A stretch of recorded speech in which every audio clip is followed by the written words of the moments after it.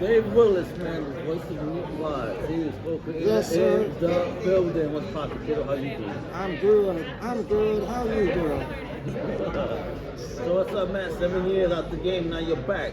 How you feel? What's poppin'? I feel good. I'm conflicted because I was told that this movie would be rated G, and instead it's rated R for mature adults. It looks weird. Me being on camera, I'll probably come off like a pedophile. Works for animation or audio, but maybe not so much on camera. No. Was it hard for you to go back to the voice after all this time, or does it just come naturally? It's fine. I mean, have you listened to have you seen any of those Beavis and Buttheads? Yeah. I mean, he's got that voice. He's got that voice down pat. I'm all right. It's not too hard. The Carl voice is pretty hard on me. I do Meatwad first. It's hard to do Meatwad after you've been like screaming your head off in a studio for an hour and a half. How did you come up with what the voices of Carl and Meatball would sound like when you first were creating the show? Matt and I would read the scripts, just read them and punch them up, and I just did those for us. And Matt would laugh, and the executives at the network were like, you need to change that voice because no one understands it. That was the first thing that drew me to the show. Well, I think the fact that you maybe can't hear it maybe makes you want to watch it twice to see if you can understand it. Do you close caption the show? Are you audio descriptive? Wait, what now? Is audio descriptive for the sight impaired? Oh, okay. Oh, I understand. Oh, sorry. But yeah, in my age, I'm closed captioning stuff because now I'm like, oh, I can't really fully. I gotta.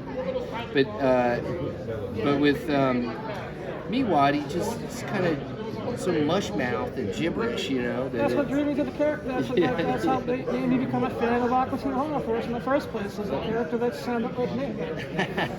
That's awesome. And Carl was just my dad's from Long Island, from Baldwin, even though I grew up in Atlanta. So I'm just sort of doing a coarser version of my uncle's voice, so, and attitude.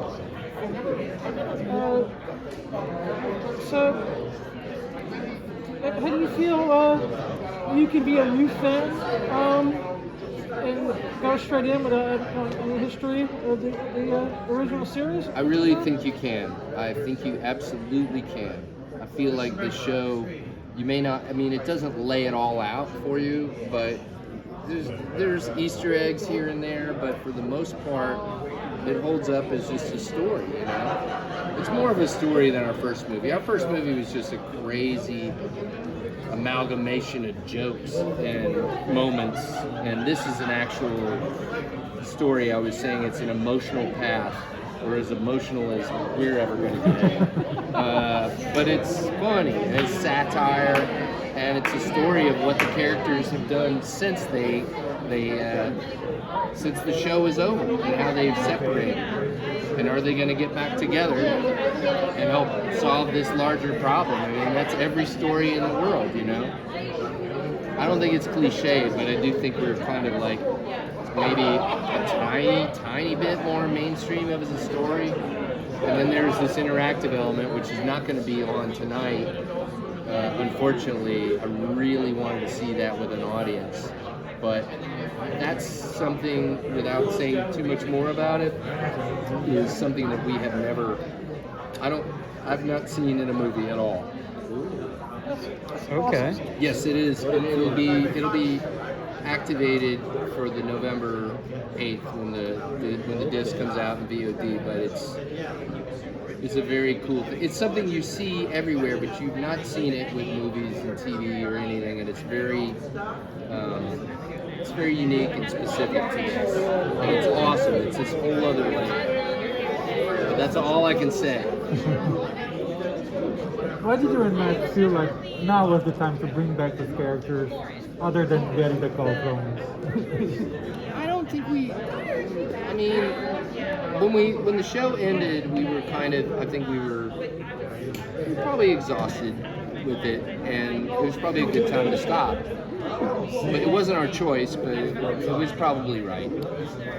But being away from it for 6 or 7 years, like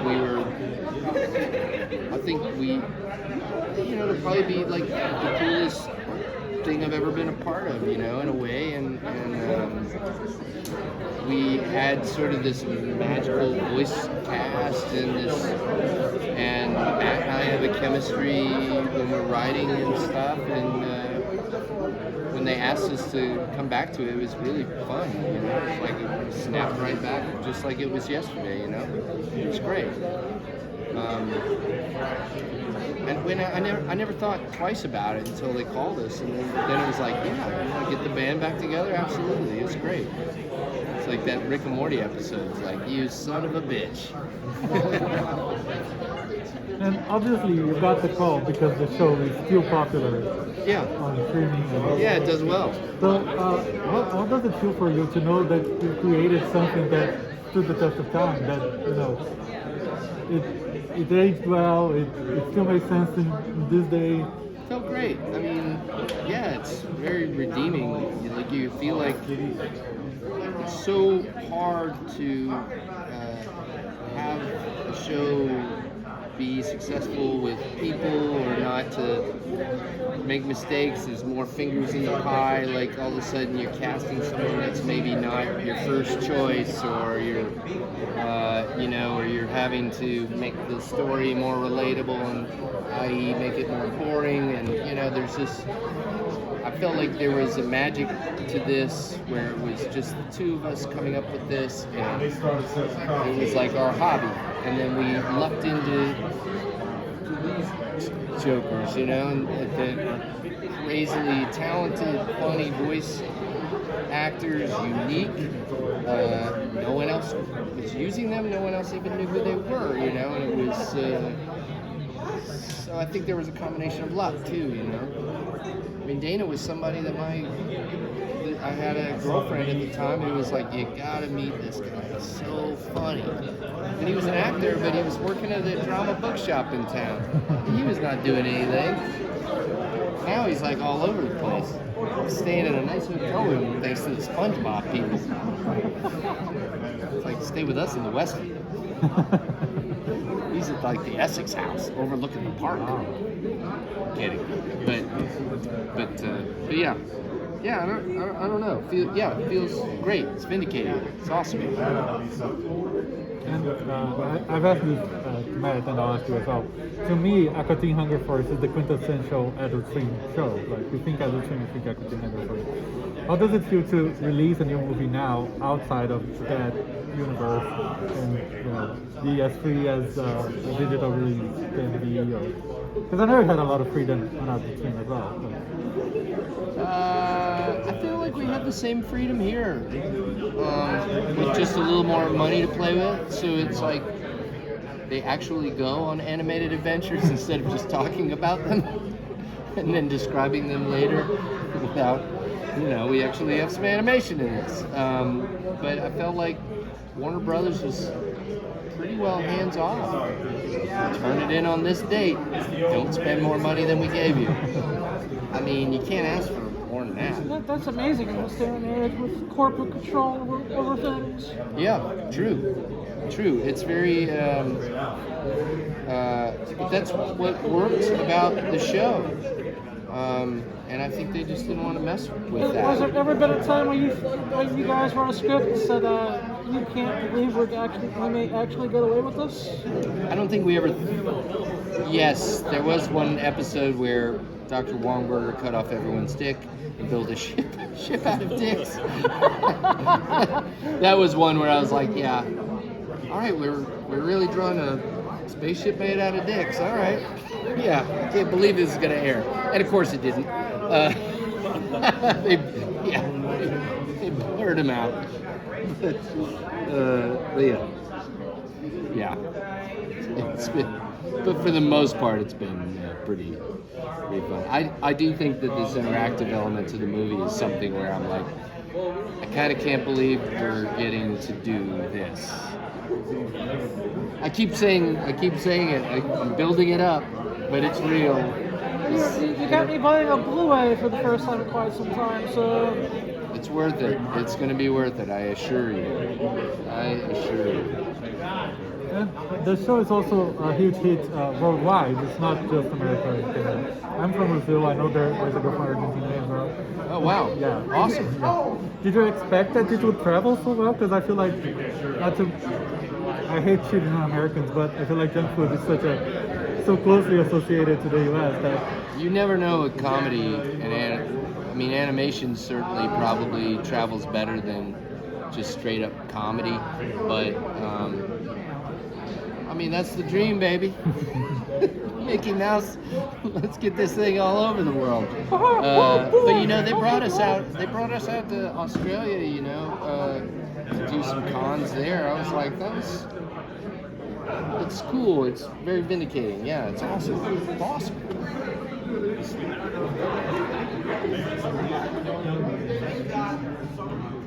How do you feel, about the growth of Adult Swim over the last 20 plus years? Especially being one of the anchor shows on it back in 2000, 2001. Yeah, it was, they used to do all these news stories about how people are not watching, or adults are watching cartoons. Like, that was a big deal. I was like, The Simpsons and South Park were already popular. You're like, of course adults are watching. All this is comedy. It's just a different way to do comedy. Family Guy was like, I think they made 9 episodes. Fox was about to flush it down the toilet, and we ended up getting that for like the song. I feel like that kind of brought that show back, putting it on Adult Swim, and people wanted to. People were open to something new. Our boss Mike Lazo was like very contemptuous of regular TV. And you watch talk shows, and you're just like, really, you're just doing this? Just bring on more rock stars and the actors to talk about their projects, and it's. I think people were hungry for something funny. That's why Letterman was successful. That's why Conan was successful, and they wanted something different. We gave them something different because it cost nothing to make, And I feel like in this day and age, with everything that's going on, the pandemic, politics, and everything, Sure. Just being able to sit in front of the TV and having 20 minutes to laugh, or now a whole movie to just laugh and forget all your worries, even for an hour and a half, and just live in that world for a while and just forget everything. I always said that when Adult Swim started, we were the shortest show on TV, and by now we're the longest show on the internet. The world has changed. Everyone's got ADHD, but I feel like the audience has come to us and to our sensibility, and just quicker jokes, non sequiturs. You didn't see a lot of that stuff on TV. So I'm proud of it. I'm proud of what we did. And do we have to wait another 7 years for a new movie, or? I don't know. It depends on how many people buy this one.